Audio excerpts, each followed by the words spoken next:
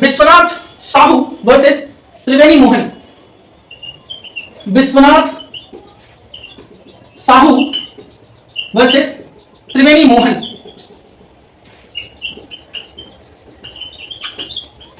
दो 2003। एक ग्राफ से हम सेल को और भी सिंप्लीफाइड मैनर में समझते हैं। In sale two parties are involve. Sale में दो पार्टीज इन्वॉल्व होते हैं, एक बायर और दूसरा सेलर, और इसलिए हम सेल को टू वे ट्रांजैक्शन या टू वे प्रोसेस भी कहते हैं। ठीक है, अब देखो कह रहे थे seller transferring property to another person. Sale में क्या होता है? सेल में जो सेलर होता है वो क्या करता है? अपने प्रॉपर्टी को ट्रांसफर करता है, और जब वो प्रॉपर्टी को ट्रांसफर करता है तो प्रॉपर्टी का पोजीशन और साथ साथ ओनरशिप ट्रांसफर करता है किसको? दूसरे पर्सन को, जिसे हम कहते हैं बायर। अब देखो इसमें दो तरह के इमूवेबल प्रॉपर्टी के बारे में बात किया गया है। एक टेंजिबल इमूवेबल प्रॉपर्टी और दूसरा इनटेंजिबल इमूवेबल प्रॉपर्टी। अब देखो अगर बायर आपसे एसेंशियल डॉक्यूमेंट मांगता है एग्जामिनेशन पर्पस के लिए, तो ये सेलर की लायबिलिटी है कि वो उन सभी एसेंशियल डॉक्यूमेंट्स को प्रोड्यूस करे बिफोर बायर। क्लियर? ओके, तो कह रहा है अब पहली बात तो ये कि सेलर बाउंड है कि वो टाइटल डीड्स को तुरंत डिलीवर करेगा किसको? बायर को, अगर बायर ने पूरा परचेज मनी पे कर दिया। अब यहां पे प्रोवाइजो है और दो कंडीशंस डिफाइन किए गए हैं। कंडीशन 1 में कह रहा है कि ट्रांसफर ऑफ प्रॉपर्टी एक्ट 1882 के लेक्चर सीरीज में आज हम बात करेंगे चैप्टर 3 ऑफ दिस एक्ट, जो कि सेल से रिलेटेड प्रोविजंस को होल्ड करता है। देखो जब हम various modes of transfer of property के बारे में बात करते हैं तो जनरली 6 मोड्स हैं प्रॉपर्टी को ट्रांसफर करने के लिए। There are 6 modes of transferring the property. कौन कौन से हैं? सेल है, मॉर्गेज है, लीज है,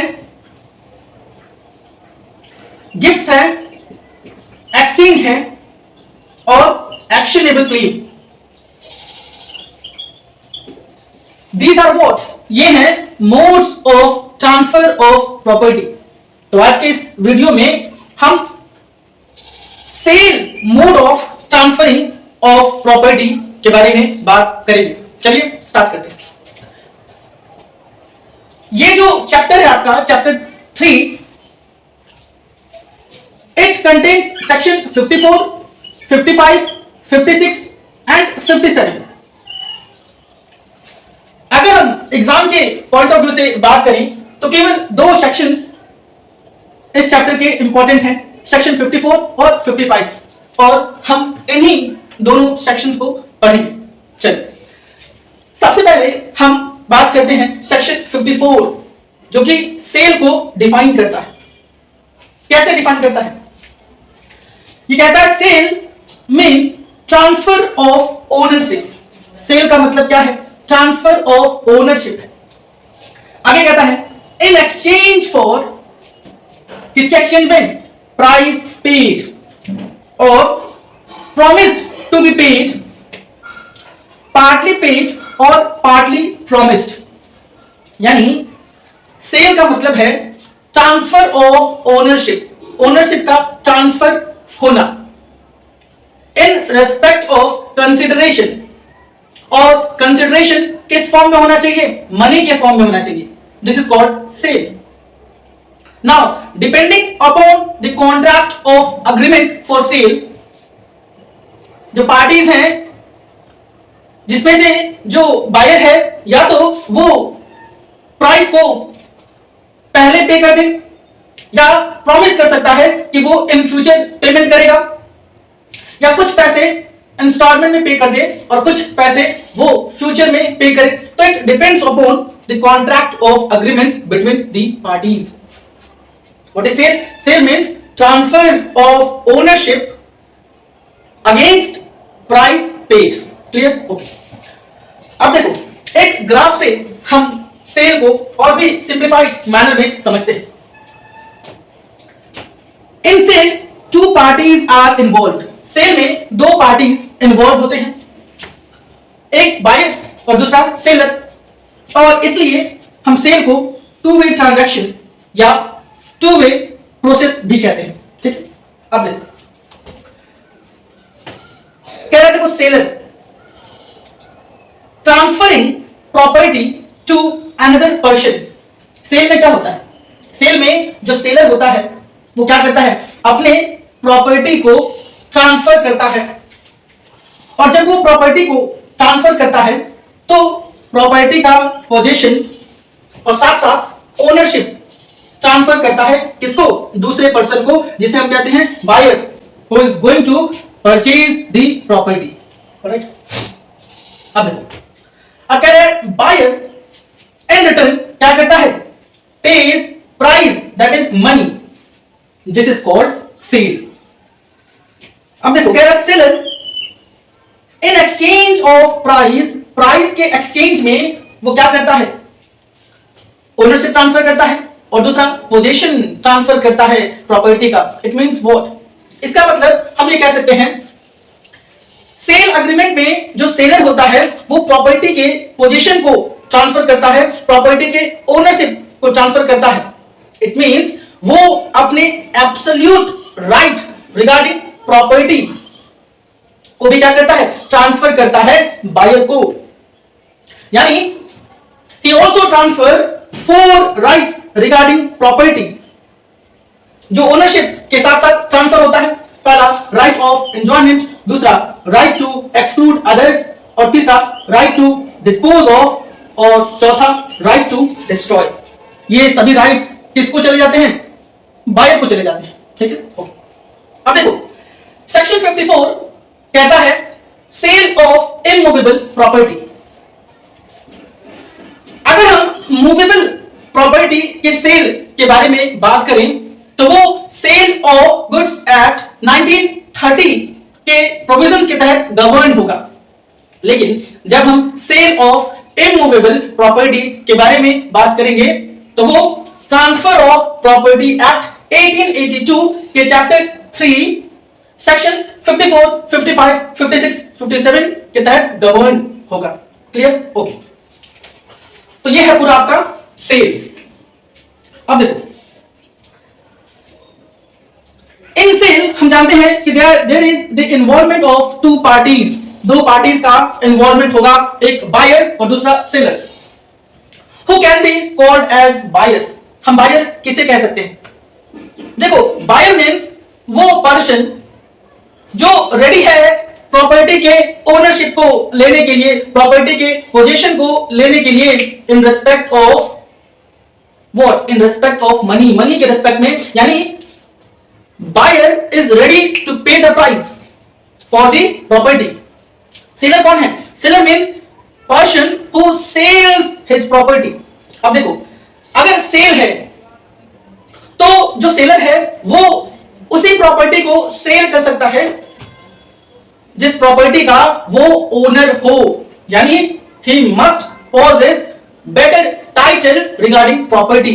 अगर वो प्रॉपर्टी का ओनर नहीं है तो वो प्रॉपर्टी को सेल नहीं कर सकता है. क्लियर? ओके.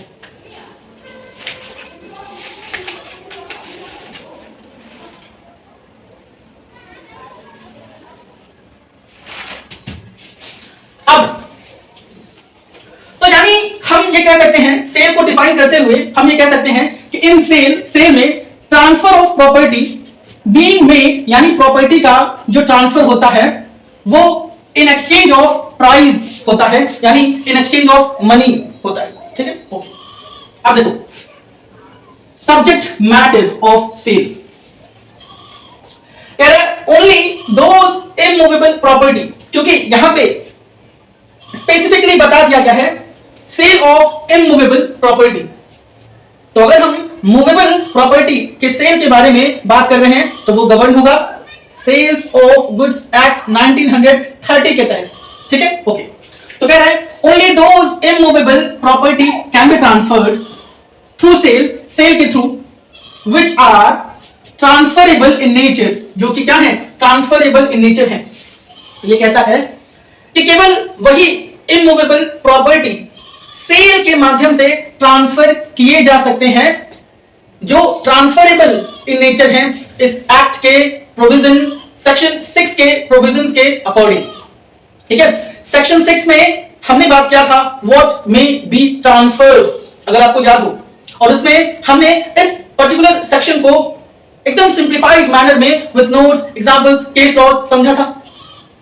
तो यहां पे कह रहा है कि केवल वही प्रॉपर्टी, वही इमूवेबल प्रॉपर्टी सेल के माध्यम से ट्रांसफर किए जाएंगे जो कि ट्रांसफरेबल इन नेचर है, subject to the provisions given under section 6 of transfer of property act. Clear? चलिए अब देखो, अभी कह रहा है parties entering into contract for sale must be competent to contract. अब आगे कह रहा है कि जो दो पार्टीज हैं जो सेल के अग्रीमेंट के थ्रू आपस में कॉन्ट्रैक्ट किए हैं, parties must be competent to contract. अब अगर हमें कॉम्पिटेंसी ऑफ पार्टीज के बारे में पता करना है कि कौन पर्सन्स कॉम्पिटेंट टू कॉन्ट्रैक्ट हैं, तो we will see section 11 of Indian contract act 1872। जब आप ऐसे डिफाइन करोगे ना, जैसे जब आप लिखोगे in sale transfer of property being made in exchange of price paid, तो इसे हाईलाइट कर देना एग्जाम, ताकि एग्जामिनर का जो फोकस है वो इन पॉइंट्स पे जाए और एक अच्छा इंप्रेशन आपका वहां पे क्रिएट हो, जो ऑब्वियसली आपके मार्क्स बढ़ाएंगे। ठीक है, अब देखो कह रहा है अगर हमें कॉम्पिटेंट पार्टीज के बारे में बात करना है तो हमें section 11 of Indian contract act 1872 को देखना होगा, और वहां पे कहता है केवल वही पर्सन्स कॉम्पिटेंट टू कॉन्ट्रैक्ट हैं जो कि क्या है, पहला मेजर है यानी above 18 years of age, sound mind के हैं, और आगे कहता है must not be disqualified from contracting by any law, यानी किसी कोर्ट ने, किसी लॉ ने अगर किसी पर्सन को कॉन्ट्रैक्ट में एंटर करने के लिए डिस्क्वालिफाइड कर दिया है तो वो पर्सन भी कॉम्पिटेंट टू कॉन्ट्रैक्ट नहीं है। क्लियर? आई होप यहां तक आपको अच्छे से समझ में आ गया होगा। चलिए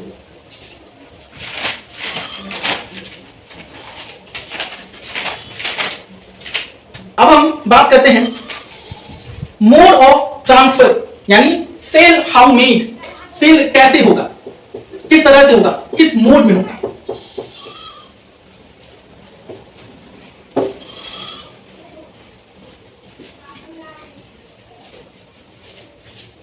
cell how made,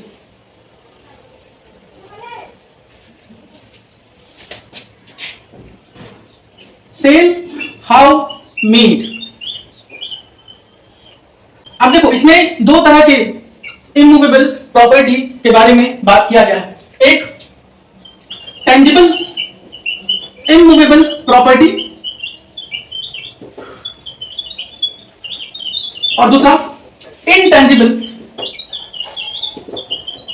immovable property.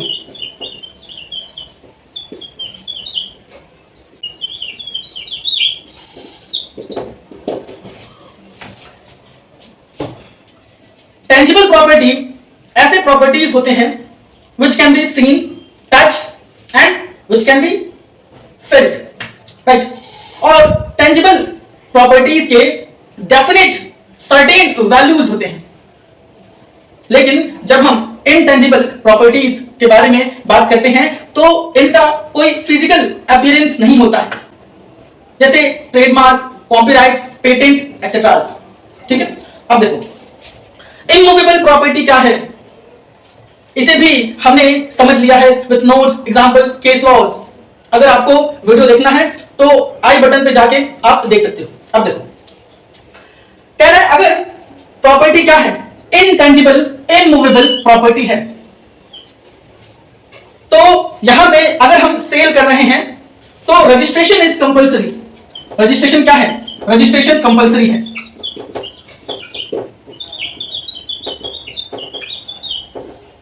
Intangible immovable property के केस में रजिस्ट्रेशन क्या है? कंपलसरी है।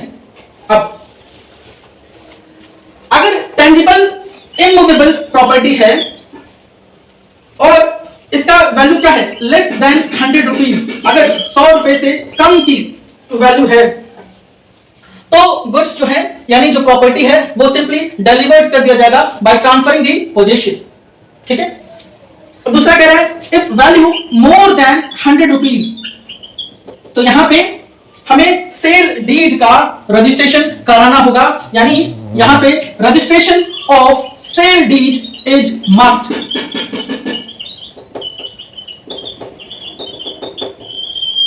यानी if the value of tangible immovable property is more than 100 rupees, registration of sale deed is must, and if it is less than 100 rupees of value, registration is not compulsory. ठीक? It depends upon the parties. अगर वो फिर भी registration कराना चाहते हैं तो they can, वो करा सकते हैं। अब देखो, अब हम बात करेंगे कॉन्ट्रैक्ट फॉर सेल।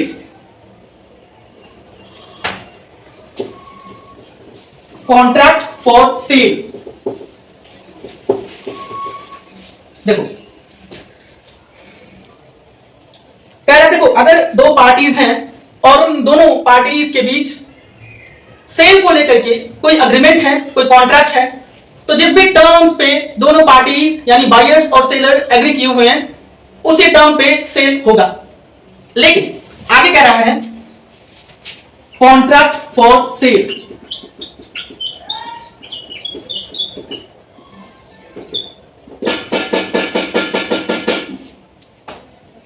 यहां आप लिखोगे sale of such property, sale of such immovable property must be done on the terms specified in agreement by the parties.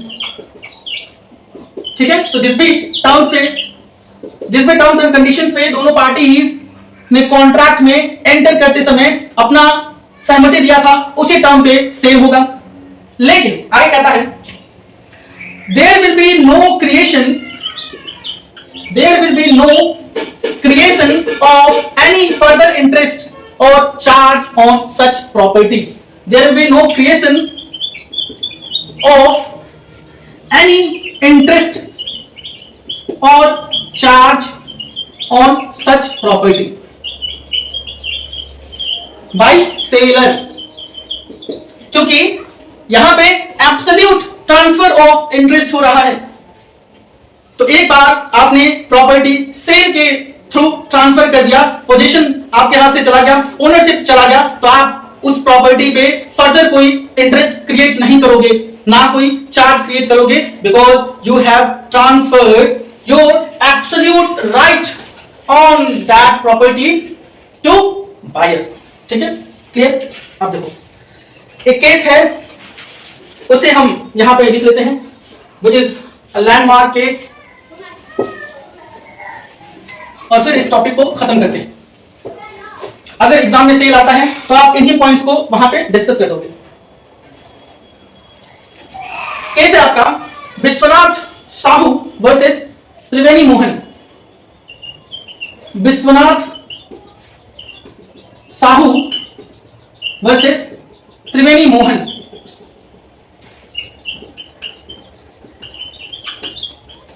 दो 2003।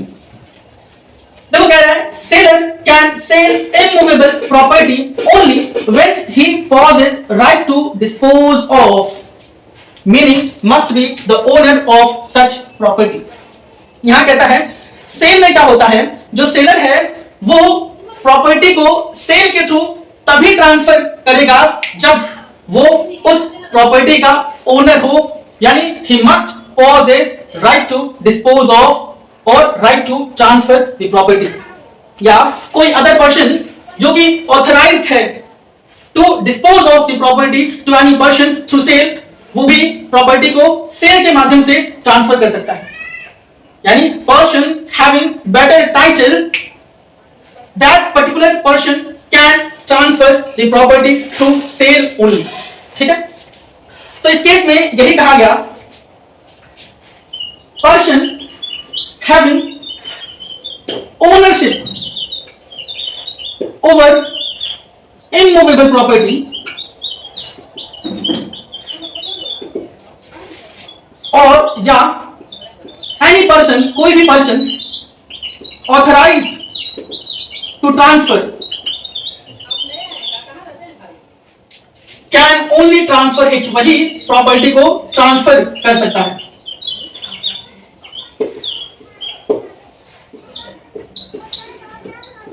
ठीक है, ओके। तो ये था सेक्शन 54, जिसे हमने एकदम सिंप्लीफाइड मैनर में विद केस लॉज एग्जांपल्स समझा। तो आई होप इस छोटे से वीडियो में आपको सेल क्या है वो अच्छे से समझ में आ गया होगा। तो वीडियो अगर इंफॉर्मेटिव लगती है तो प्लीज चैनल को सब्सक्राइब करके अपना सपोर्ट जरूर दें।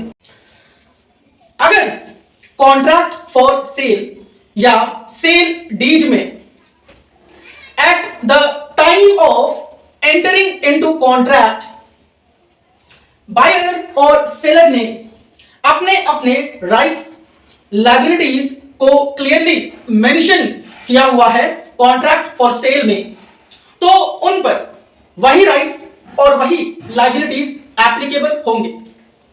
लेकिन in case अगर contract for sale या sale deed में बायर और सेलर ने अपने राइट्स या लायबिलिटीज को मेंशन नहीं करा है, ऐसे कंडीशन में section 55 of transfer of property act 1882 के प्रोविजंस एप्लीकेबल होंगे। Section 55 rights and liabilities of buyer and seller के बारे में बात करता है।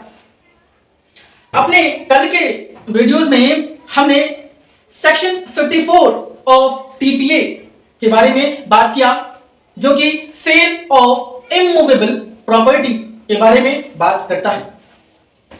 सेल को पढ़ते समय हमने कुछ पॉइंट्स को नोटिस किया, जैसे सेल क्या है? सेल एक टू वे ट्रांजैक्शन है जिसमें ट्रांसफर ऑफ ओनरशिप होता है in exchange of price paid. दूसरा, सेल में टू पार्टीज का इन्वॉल्वमेंट होता है, एक बायर और दूसरा सेलर।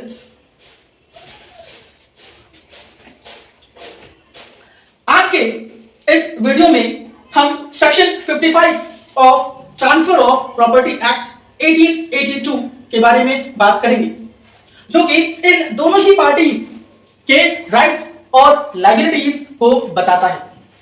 और ये राइट्स, ये लायबिलिटीज कब एप्लीकेबल होंगे? जब at the time of entering into contract for cell दोनों ही पार्टीज यानी बायर और सेलर ने अपने अपने राइट्स या लायबिलिटीज को मेंशन नहीं किया था, तब यही राइट्स और लायबिलिटीज एप्लीकेबल होंगे। तो वीडियो में एंड तक बने रहिएगा, वीडियो बहुत ही ज्यादा इंफॉर्मेटिव होने वाली है। और अगर आप वीडियो एंड तक देखते हो तो सेक्शन 55 आपको आसानी से समझ में आ जाएगा। चलिए स्टार्ट करते हैं। देखो, सेक्शन 55 में बायर और सेलर के राइट्स, लायबिलिटीज को 6 पैराग्राफ्स में डिवाइड किया गया है, या हम ये कह सकते हैं rights and liabilities of buyer and seller under section 55 has been divided into 6 points or 6 paragraphs. Para 1, 2, 3 ये सेलर के लायबिलिटीज के बारे में बात करता है, यानी para 1, para 2, para 3 talks about the responsibilities or liabilities of seller. Para 4 seller के राइट्स के बारे में बात करता है। पैरा 5 बायर के लायबिलिटी के बारे में बात करता है और पैरा 6 बायर के राइट्स के बारे में बात करता है। ठीक है, चलिए अगर हम पैरा 1 ऑफ सेक्शन 55 को देखें तो ये फर्दर 7 क्लॉजेस में डिवाइड है। Again para 1 of section 55 further divided into 7 clauses, 7 clauses में डिवाइड है ये, क्लॉज ए से लेकर के क्लॉज जी तक। आइए इन सातों क्लॉजेस के बारे में बात करते हैं। एक बात आप दिमाग में रखो कि जब हम पैरा 1 के बारे में बात कर रहे हैं तो हम सेलर्स लायबिलिटी के बारे में बात कर रहे हैं या सेलर के रिस्पॉन्सिबिलिटी ड्यूटीज के बारे में बात कर रहे हैं। पैरा 1 क्लॉज ए कहता है it is liability of seller, ये सेलर का लायबिलिटी है to disclose all those material facts which buyer could not discover with original care।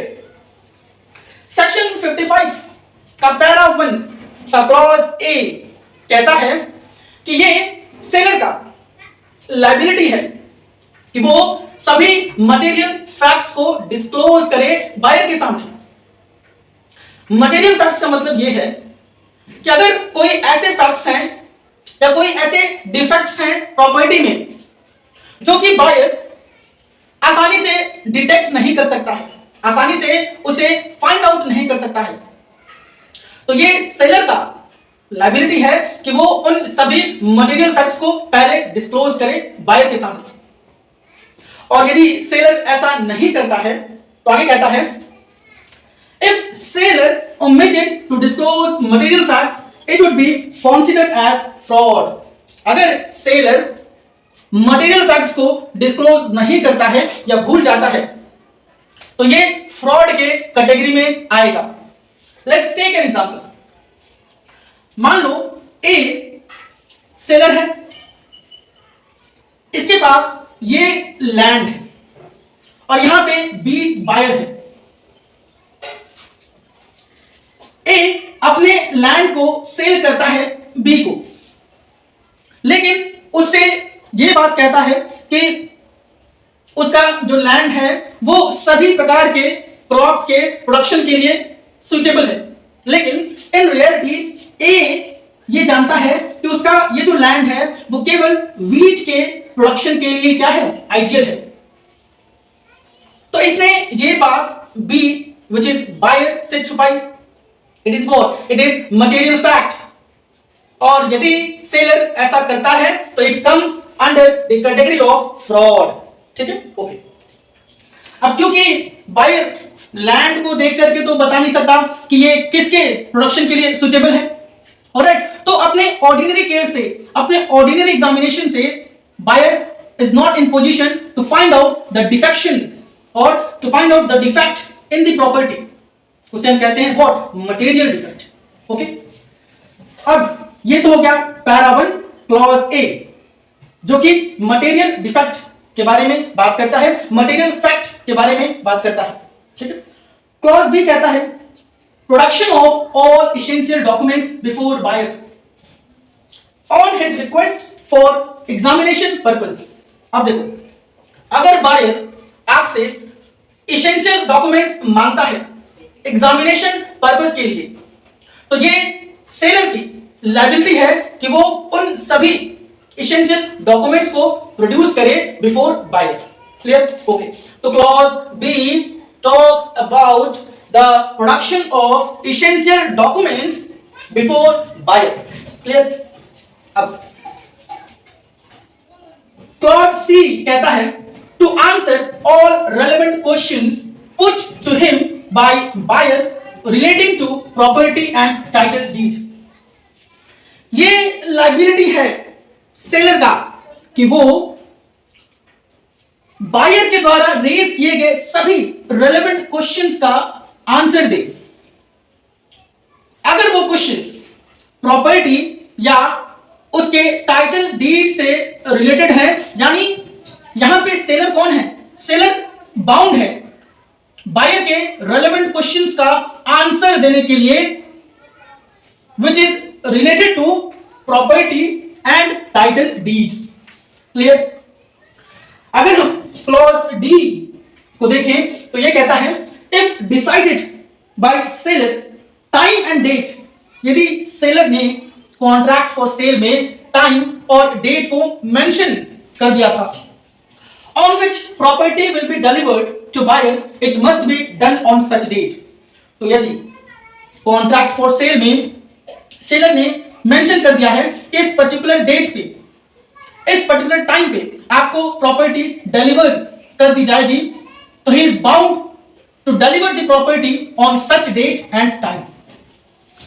Clause E कहता है to take care of property and title deeds which are in his possession or delivery yet to be made।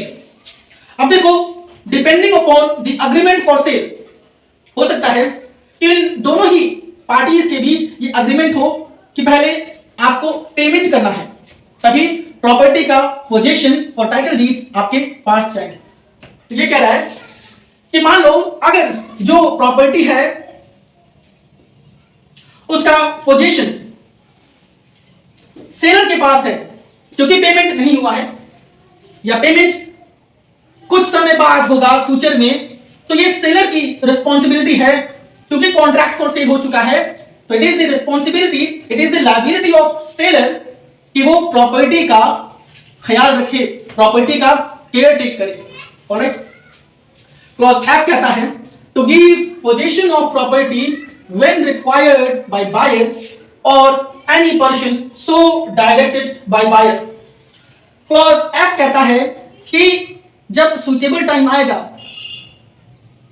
और जब buyer property के position को मांगेगा, अगर उसने सारा पेमेंट्स कर दिया है, तो it is the liability of seller कि वो प्रॉपर्टी का पोजीशन डायरेक्टली या तो बायर को कर दे, या बायर ने किसी पर्सन को ऑथराइज्ड किया है कि सेलर तुम्हें जो प्रॉपर्टी है वो इस पर्टिकुलर पर्सन को ट्रांसफर करना है, तो seller is bound to transfer that property to that authorised person, उसी ऑथराइज्ड पर्सन को डिलीवर करेगा। अब जो क्लॉज जी है वो कहता है the property which is going to be sold, जो प्रॉपर्टी हम बेचने जा रहे हैं या जो प्रॉपर्टी हम सेल करने जा रहे हैं under the sale agreement, if mentioned in contract, यदि कॉन्ट्रैक्ट में मेंशन है बाय बोथ द पार्टीज कि जो प्रॉपर्टी है it must be free from all encumbrances, जो प्रॉपर्टी है जिसे मैं खरीद रहा हूं, सपोज बायर ने मेंशन कर दिया था कि ये सभी प्रकार के एनकम्ब्रेंसेस मतलब चार्जेस से फ्री होना चाहिए, यानी कोई भी इंटरेस्ट ड्यू नहीं होना चाहिए, अगर हाउस टैक्स पेड नहीं है तो उसे पे करो आप, कोई चार्जेस नहीं होने चाहिए। तो अगर ये कंडीशन था तो कह रहा है all those encumbrances must be cleared first, क्योंकि अब अग्रीमेंट हो चुका है कि जो प्रॉपर्टी है उस पे किसी भी प्रकार का चार्ज नहीं होना चाहिए, तो ये सेलर की लायबिलिटी है कि वो इन चार्जेस को क्लियर करे at his own cost. Clear? Section 55 of transfer of property act को हमने अपने कल के वीडियोस में स्टार्ट किया था। आज उसी डिस्कशन को हम फर्दर आगे बढ़ाते हुए उसके बचे हुए प्रोविजंस के बारे में बात करेंगे। So this is the second part of section 55 of transfer of property act. देखो, section 55 rights and liabilities of buyer and seller को डिस्क्लोज करता है। अगर बायर और सेलर ने कॉन्ट्रैक्ट फॉर सेल में एंटर करते समय अपने अपने राइट्स और लायबिलिटीज को मेंशन कर दिया है, तो उन पर वही राइट्स और लायबिलिटीज एप्लीकेबल होते हैं। इन केस अगर उन्होंने इन कॉन्ट्रैक्ट फॉर सेल और सेल डीड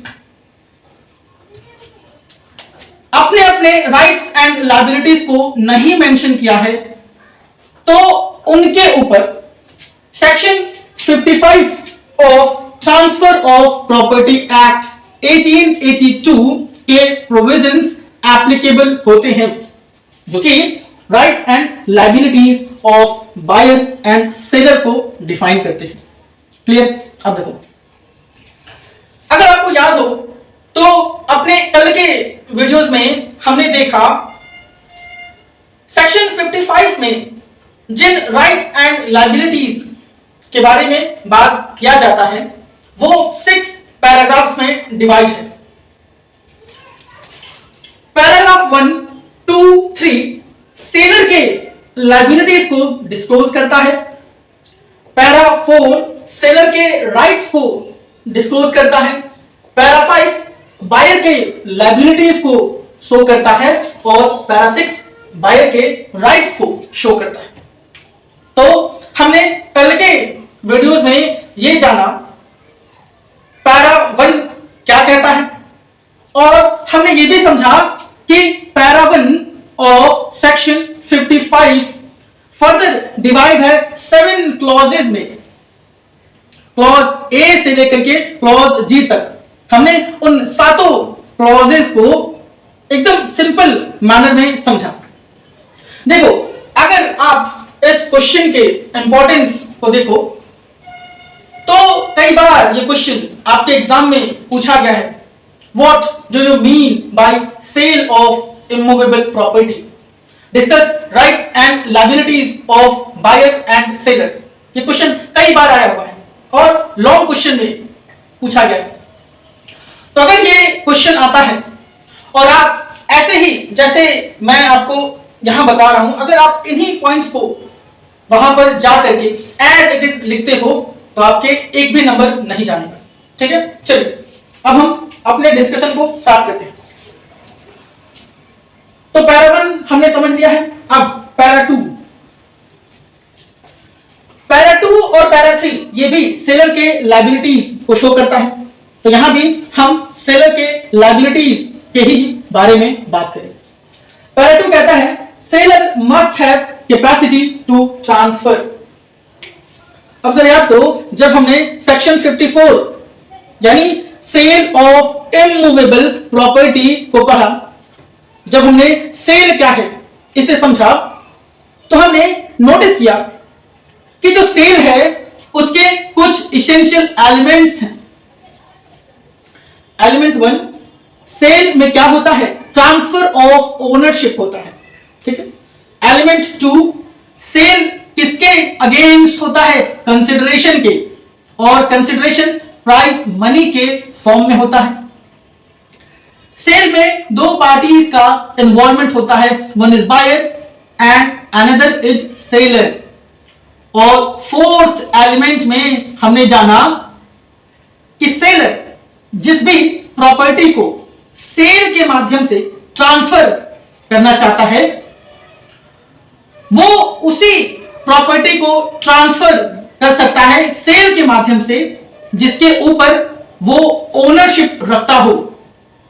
यानी seller must possess ownership over the property which he wants to transfer.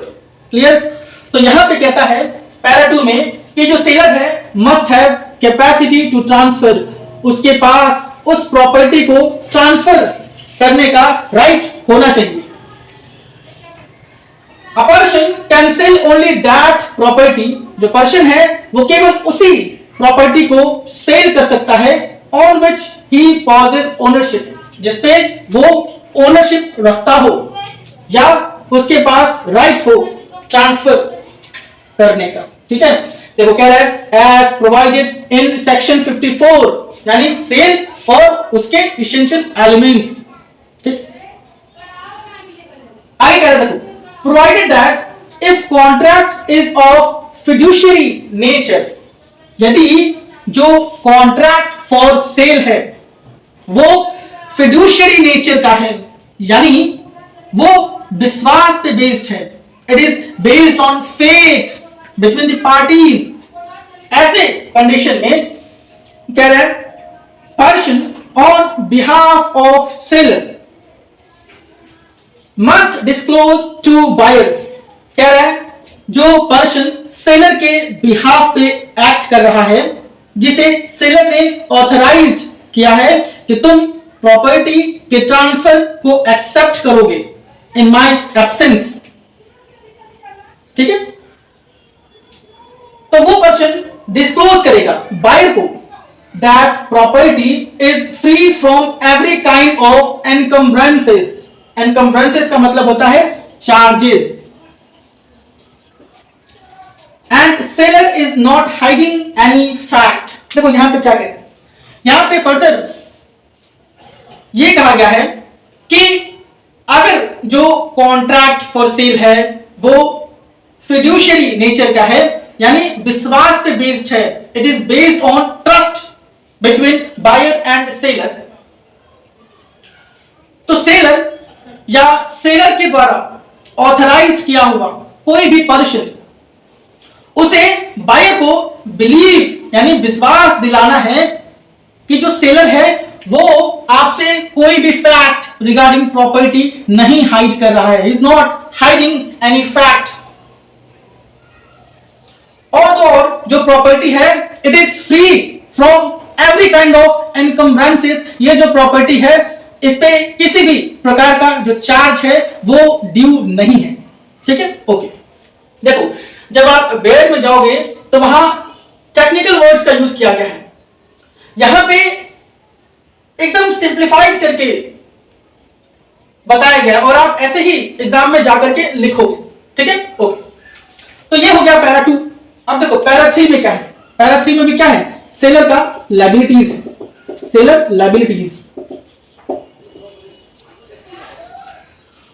Seller is bound to deliver document of title deeds.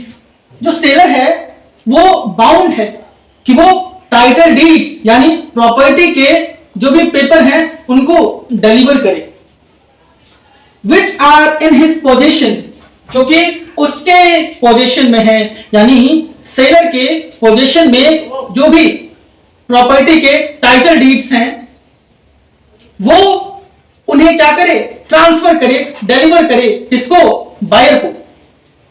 If whole of the purchase money has been paid, यदि सारे पैसे buyer ने payment कर दिया है तो ये duty है, ये लायबिलिटी है सेलर का कि सेलर के पोजीशन में प्रॉपर्टी से रिलेटेड जो भी टाइटल डीड्स हैं उन्हें अब वो तुरंत क्या करे, बायर के पास ट्रांसफर कर दे।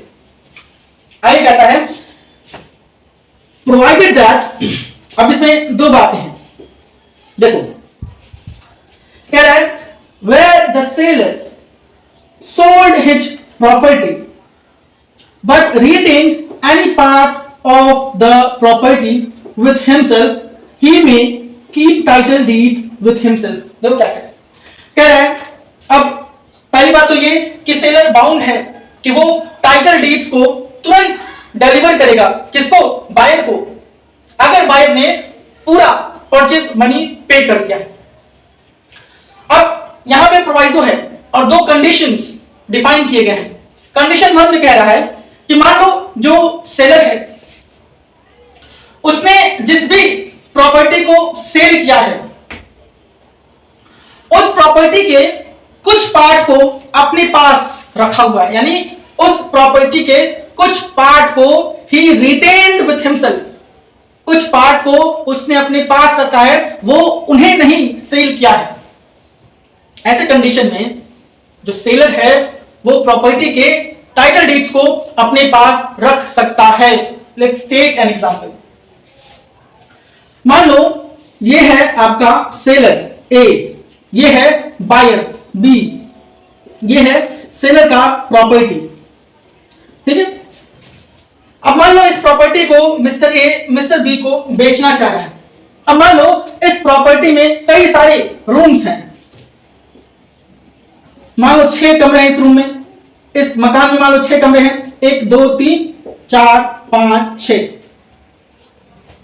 अब कह रहा है कि मान लो इस प्रॉपर्टी के 5 रूम्स को मिस्टर ए ने मिस्टर बी को बेच दिया, लेकिन एक रूम को उन्होंने नहीं बेचा। तो ये कह रहा है ऐसे कंडीशन में आप देखते होंगे कि कई सारे जो बड़े बड़े जो फील्ड होते हैं, जो बड़े बड़े लैंड होते हैं, उनमें पार्टीशन होता है, वो कई सारे पार्ट्स में डिवाइड होते हैं और हर एक पार्ट्स के जो ओनर होते हैं वो अलग अलग होते हैं, राइट। या ये भी हो सकता है कि अगर बड़ा सा फील्ड है तो उसके कुछ पार्ट को ओनर अपने पास रखता है और बाकी पार्ट्स को बेच देता है। तो वही कह रहा है कि मान लो उसने प्रॉपर्टी बेची, सेलर ने प्रॉपर्टी बेची, लेकिन प्रॉपर्टी के कुछ पार्ट को अपने पास रख लेता है। तो ऐसे कंडीशन में जो सेलर है वो अपने पास प्रॉपर्टी के टाइटल डीड्स रख सकता है। Condition 1 clear.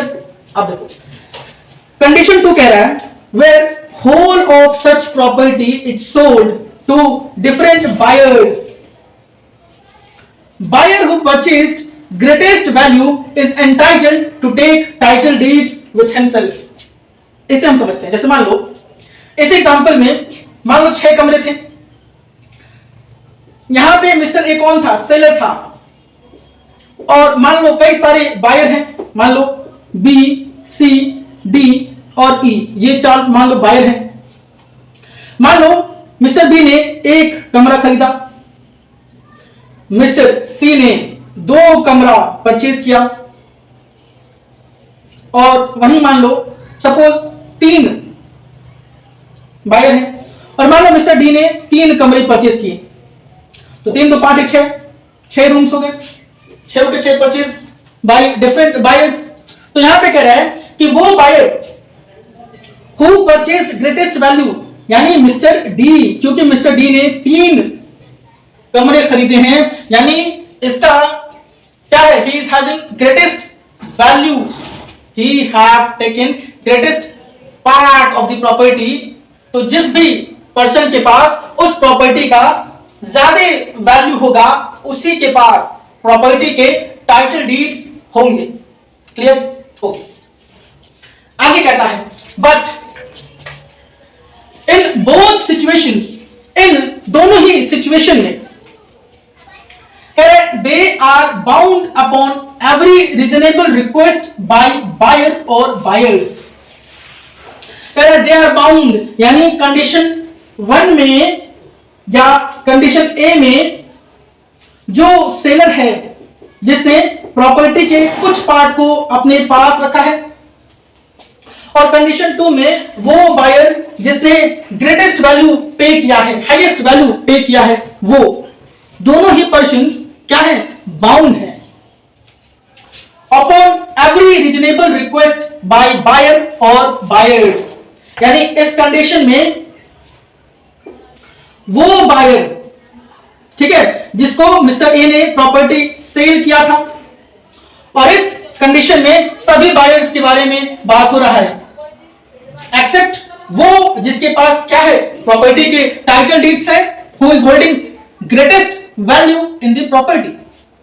कह रहा है तो दोनों ही पर्सन्स, दोनों ही कंडीशन में दोनों ही पर्सन्स जिनके पास टाइटल डीड्स हैं वो बाउंड हैं कि जब कभी भी जो बायर्स हैं वो रिक्वेस्ट करेंगे कि मुझे प्रॉपर्टी के टाइटल डीड्स दिखाओ, तो वो बाउंड है कि उन बायर्स को प्रॉपर्टी के टाइटल डीड्स को प्रोड्यूस करेंगे उनके सामने एट देयर ओन कॉस्ट।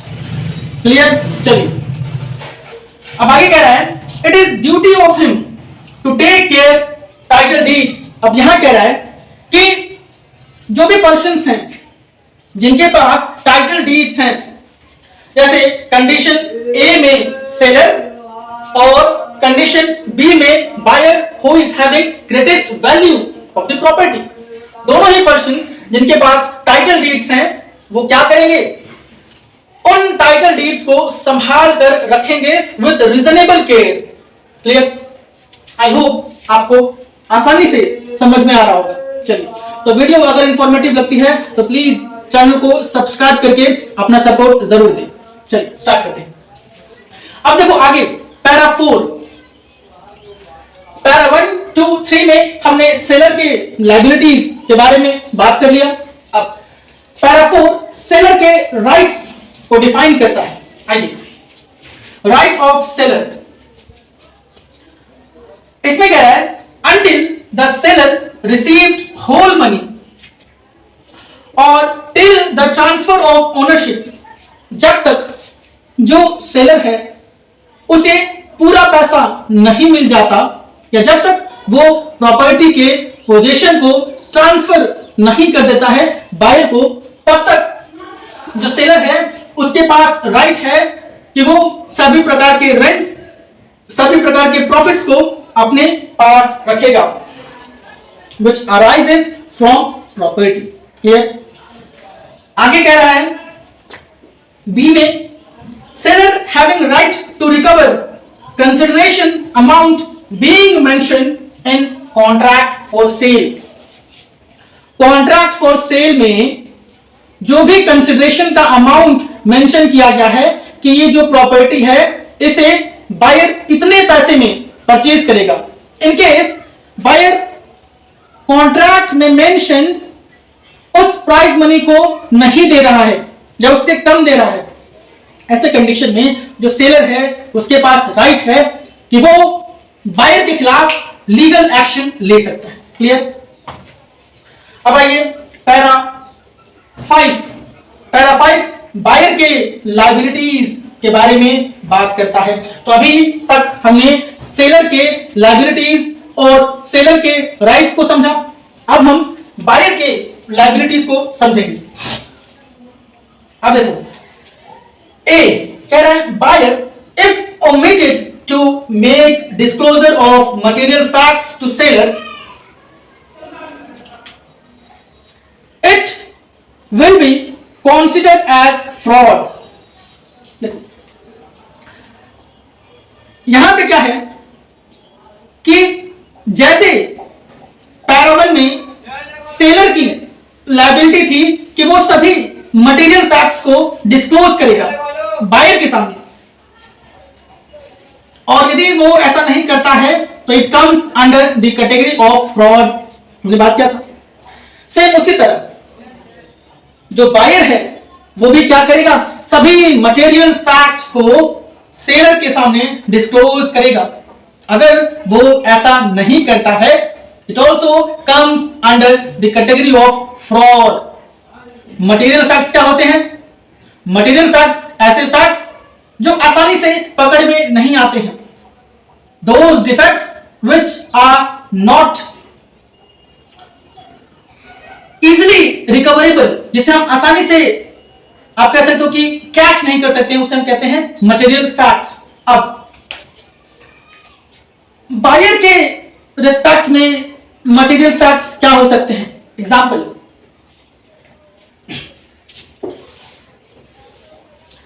जैसे मान लो ये है seller who resides abroad in any country, जो किसी विदेशी मुल्क में रह रहा है, जो किसी विदेश में रह रहा है, ठीक, और इसका कोई प्रॉपर्टी है जो कि सिचुएटेड है इंडिया में, करेक्ट, और इंडिया में कोई बायर है, सपोज मिस्टर बी इस प्रॉपर्टी को परचेज करना चाहते हैं ना। अब सेलर तो अब्रॉड है, वो इस प्रॉपर्टी के रियल वैल्यू को नहीं जानता है। मिस्टर बी जो कि इंटरेस्टेड है इस प्रॉपर्टी को परचेज करने के लिए, वो अपने पर्सनल गेन के लिए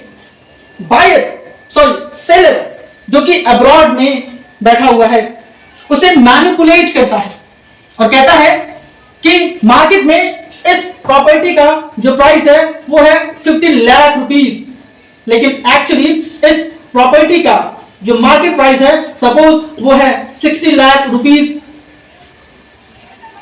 तो यहां पे आप देख रहे हो इट इज वॉट, यहां पे मिस्टर बी जो कि बायर है वो सेलर को मैनिपुलेट कर रहे हैं। This is called material fact. तो यदि बायर ऐसा करता है तो भी ये फ्रॉड के कैटेगरी में आएगा, ठीक है। तो it is the liability of buyer to disclose all material facts regarding property. Clear? B कह रहा है if seller is ready to transfer possession, it is duty of buyer to take possession on such date.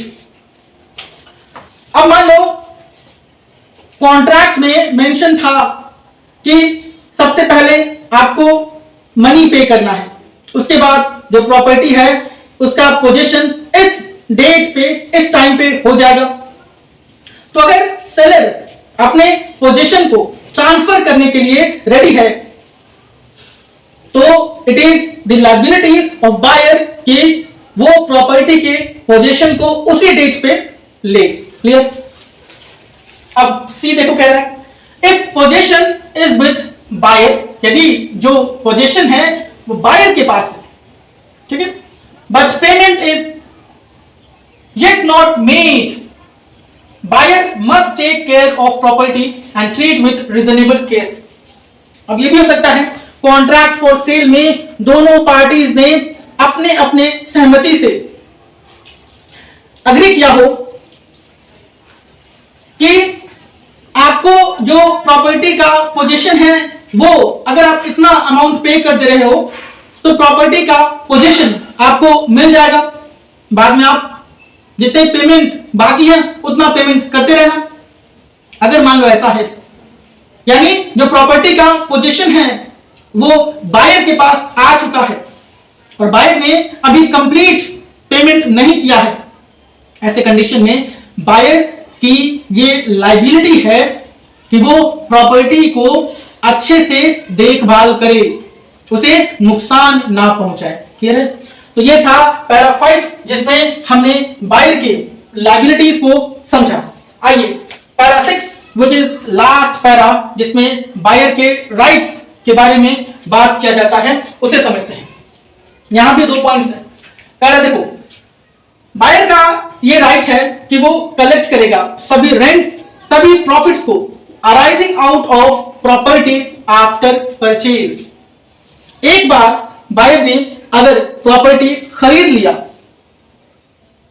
तो उस property से जो भी rent arise होगा, जो भी प्रॉफिट्स आएगा, it all goes to buyer जिसने प्रॉपर्टी को परचेज किया है। ठीक। दूसरा कह रहा है if any charge is due on property and buyer come to know after purchasing, charges will be paid by buyer but buyer can deduct such amount from prize money. अब देखो, बायर ने प्रॉपर्टी परचेज कर लिया seller से, बाद में उसे पता चल रहा है कि इस प्रॉपर्टी पे कुछ चार्जेस हैं, कुछ एनकम्ब्रेंसेस हैं, वो क्या है, ड्यू हैं, जिनका पेमेंट करना बाकी है और सेलर ने उनका पेमेंट अभी तक नहीं किया है।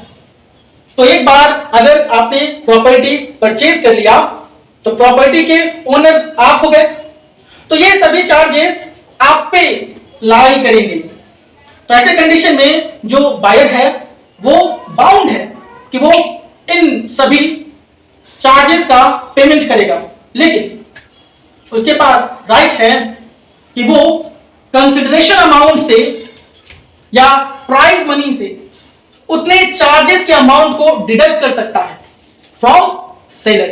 ठीक है, तो this is the end of video. इस वीडियो में, इस छोटे से लेक्चर में हमने section 55 of transfer of property act 1882 को एकदम सिंपल मैनर में समझने की कोशिश करी। आई होप कि ये वीडियो आपको इंफॉर्मेटिव लगी। तो अगर आप हमें सपोर्ट करना चाहते हैं तो प्लीज चैनल को सब्सक्राइब करके वीडियोस को लाइक जरूर करें।